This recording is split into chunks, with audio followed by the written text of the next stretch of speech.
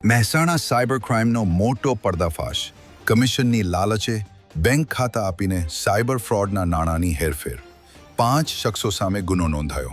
Mehsana cyber crime police સ્ટેશનમાં ભારતીય ન્યાય સંહિતા 2023ની કલમ 317, 2, 317, 4, 318, 4 અને 61 મુજબ ગંભીર ગુનો નોંધાતા જિલ્લામાં ચકચાર મચી ગઈ છે.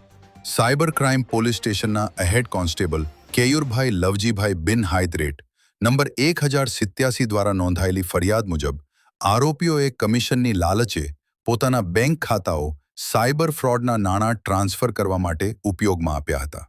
પોલીસ ફરિયાદમાં નીચેના આરોપીઓના નામ સામે આવ્યા છે: પ્રજ્ઞેશભાઈ ભરતભાઈ પ્રજાપતિ, રહેવાસી વડનગર બારોટ; મીતકુમાર વિક્રમભાઈ, રહેવાસી કાંસા વિસનગર; પરમાર કિરીટકુમાર માનાભાઈ, રહેવાસી વિજાપુર; હરેશ રમણજી ઠાકોર, રહેવાસી થલોટા; વિક્રમભાઈ જોગાજી ઠાકોર, રહેવાસી થલોટા.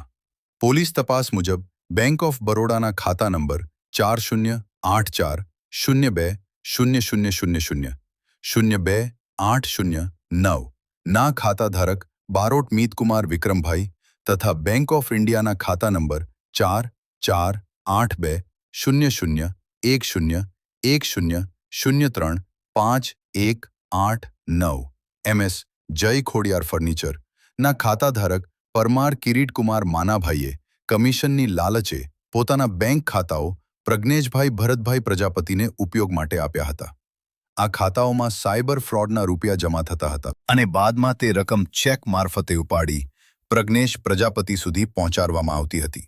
તપાસમાં એવું પણ સામે આવ્યું છે કે હરેશ રમણજી ઠાકોર તથા વિક્રમભાઈ જોગાજી ઠાકોરે આ સમગ્ર ગેરકાયદેસર પ્રવૃત્તિમાં મદદગારી કરી હતી.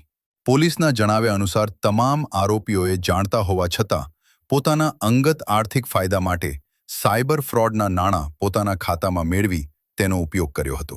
સાયબર ક્રાઇમ પોલીસે સમગ્ર રેકેટના અન્ય જોડાણો, વધુ બેંક ખાતાઓ અને સંભવિત આરોપીઓ અંગે તપાસ તેજ કરી છે.